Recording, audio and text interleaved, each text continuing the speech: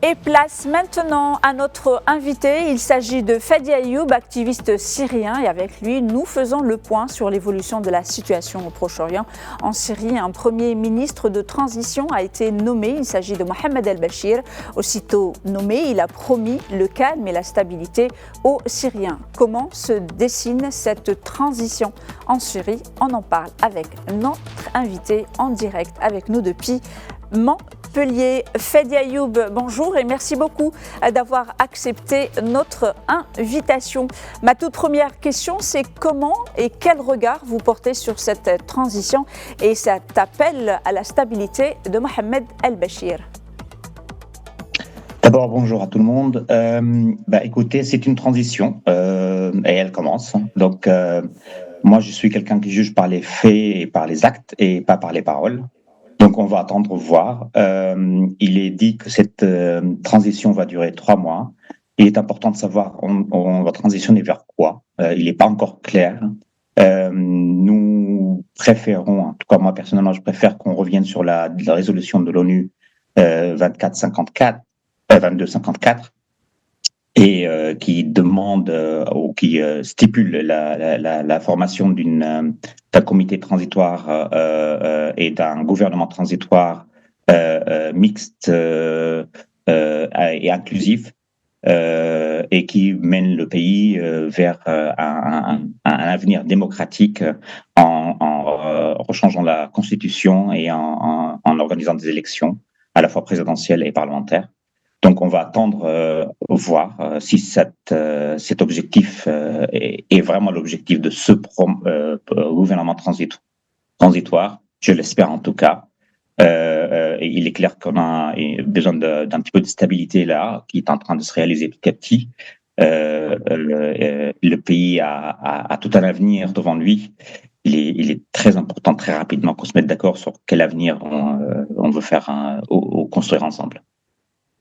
Quand on voit un peu la situation, cette chute donc de Bachar el-Assad et justement cette installation donc d'un gouvernement, on va dire de transition, est-ce que ce passage et cette situation vous paraît logique qu'elle se fasse de cette manière-là et elle vous donne en tout cas confiance en l'avenir, qu'il y ait quand même cette stabilité, que le pays reprenne doucement ses activités, que les commerces rouvrent, qu'il y ait une activité aujourd'hui juste après la chute de Bachar el-Assad? Est-ce que c'est on va dire, une suite logique de cette chute rapide de Bachar el-Assad? Alors déjà, pour dire qu'en fait, l'histoire n'a pas commencé là. L'histoire a commencé en 2011. Donc la révolution syrienne a commencé en 2011. Elle a été réprimée d'une manière brutale. Par contre, le peuple a tenu. Le résultat qu'on voit ici, c'est l'accumulation de plus de 13 ans de combats, pas forcément militaires. Avant un combat civil, on a tenté, on a essayé, on a été tués, beaucoup ont été emprisonnés, amputés, torturés pour en arriver là. Donc, d'abord, avant tout, c'est un moment de soulagement de savoir qu'en fait, en tenant bon, à la fin, un peuple qui désire la liberté, qui désire la démocratie, peut avancer. Je ne dis absolument pas qu'on y est encore. C'est une étape importante, mais encore, il y a beaucoup de chemin à faire ensemble. Le pays n'est pas encore stable. Il y a encore, au nord-est de la Syrie, à l'est de la Syrie, il y a encore des combats entre Syriens. Et là, on a aussi Israël qui en profite pour prendre encore des terres syriennes, pour rompre un cessez-le-feu qui dure depuis 1974. Vous vous rendez compte? Pour Israël, on dirait que en fait, le cessez-le-feu était avec conclu avec le clan Assad. Maintenant que le clan Assad n'est plus là, allez, il n'y a plus de cessez-le-feu. Ils ont entrepris une opération militaire d'envergure imprécédente, d'après eux, la plus grosse opération militaire de leur histoire, détruisant toutes les capacités de défense de l'armée syrienne, qui reste, malgré le fait qu'elle ait été tournée, cette armée-là, contre le peuple syrien par le clan Assad, ça reste quand même l'armée de la Syrie. Donc en fait, on est encore très loin, très très loin de du début de notre rêve en fait. Par contre, une étape importante, un obstacle très très très important vers le progrès, vers l'avancement de notre peuple a été éliminé maintenant. Maintenant, à nous de faire les pas qu'il faut pour aller vers ce rêve. Alors, Fadi Ayoub, depuis quelques jours, on découvre vraiment avec une grande ampleur la répression et les prisons. Les images qui circulent, qu'on voit à travers les télés, sont atroces, il faut le dire, et parfois elles sont insupportables. Est-ce que la réconciliation vous paraît facile malgré ces images de torture, malgré ces images de répression, malgré ces prisons qu'on découvre, et certainement il y en a d'autres qui sont ces tunnels et d'autres que certainement vont être découverts, des corps qu'on découvre amassés dans certaines prisons, mais est-ce qu'on peut parler quand même d'une réconciliation facile avec un chemin très long certes pour le peuple syrien? D'abord, mon nom c'est Dayoub, juste pour la Fadi Dayoub. Oui. Pardon. Oui. Oui, le chemin sera long.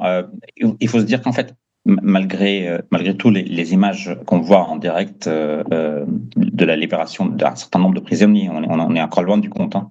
Mais symboliquement, la prison de Sednaya, qui est un symbole de la répression, de la capacité, de la barbarie du régime qu'on avait en place, choque même ceux qui suivent. Et puis moi personnellement, par exemple, j'étais en contact avec des gens qui étaient libérés de cette prison-là et qui m'ont décrit en détail ce qui se passait. Mais le voir comme ça au moment où ça se passe, c'est très touchant, mais c'est aussi profondément dérangeant. C'est clair qu'il y a des milliers, de dizaines de milliers de familles qui sont encore impactées. Pour dire, en fait, il y a eu quelques centaines de milliers de personnes qui sont passées par cette prison-là. Vous vous rendez compte? Quelques centaines de milliers de personnes ont été torturées systématiquement. L'affaire César, avec les images qui montrent la torture, la sauvagerie qui a été utilisée contre ces prisonniers, on le savait. Maintenant, effectivement, le chemin de la réconciliation est long. Il faut aussi qu'on évite que ça se transforme en des conflits ethniques ou en des conflits confessionnels. Tout le monde, les victimes appartiennent à tous les spectres syriens. Les criminels aussi, ce sont des individus qui ne représentent pas leur communauté. Il faudra que les Syriennes et les Syriens comprennent cela. Cependant, il faut avoir la notion de justice. Il faut que les coupables soient rendus compte de ce qu'ils ont fait et qu'ils soient jugés devant une justice correctement menée. Il ne faut pas aussi virer dans la vengeance. Notre but, et je pense que j'ai parlé à beaucoup de victimes et de leurs familles. Les personnes ne cherchent pas la vengeance, ils cherchent la vérité avant tout et la justice après tout. Et je pense qu'en menant ça avec le calme, avec la sérénité, mais avec la détermination de rendre justice, je pense qu'en fait, on aura avancé beaucoup sur le chemin de la réconciliation. Fadi Dayoub, activiste donc syrien installé en France, des millions d'exilés depuis justement cette guerre qui a été lancée en 2011. Est-ce qu'on peut, des millions, on parle de près de 6 millions de Syriens qui sont exilés, est-ce qu'on peut imaginer le retour donc de ces Syriens et comment vous jugez un peu la situation de l'Europe qui parle également de restrictions d'accueil de Syriens en attendant bien évidemment la stabilité dans le pays? Déjà, je commence par la deuxième question. Moi, je trouve de ma part un petit peu honteux de cette réaction assez immédiate d'arrêter les demandes d'asile en disant voilà, il n'y a plus le régime de l'Assad. les gens n'ont pas fui juste le régime de l'Assad. Les gens, ils ont fui une instabilité, une situation sécuritaire qui n'est pas bonne, et c'est leur droit, d'ailleurs. C'est le droit de n'importe quelle personne d'essayer de se protéger. Donc, se dépêcher comme ça, c'est aussi un message en disant bon débarras. Et c'est pas bon pour les gens. Avant tout, on est en train de parler d'êtres humains, quoi qu'il arrive, syrien ou pas syrien d'ailleurs. C'est le cas de tout le monde, je crois, et c'est le droit de tout le monde. Deuxièmement, est-ce qu'ils vont revenir? À vrai dire, en fait, c'est là où le début de notre entretien, tout dépend de quelle Syrie il va s'agir à l'avenir. En tout cas, pas tout de suite, mais en tout cas, c'est quoi le projet de la Syrie de l'avenir? Je crois qu'en fait, nous avons besoin, après 50 ans plus de 50 ans, de règne de la famille Assad, de revoir le contrat social.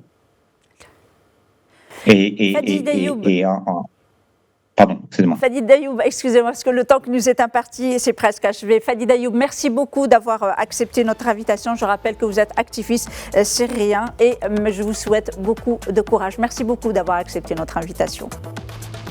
De rien.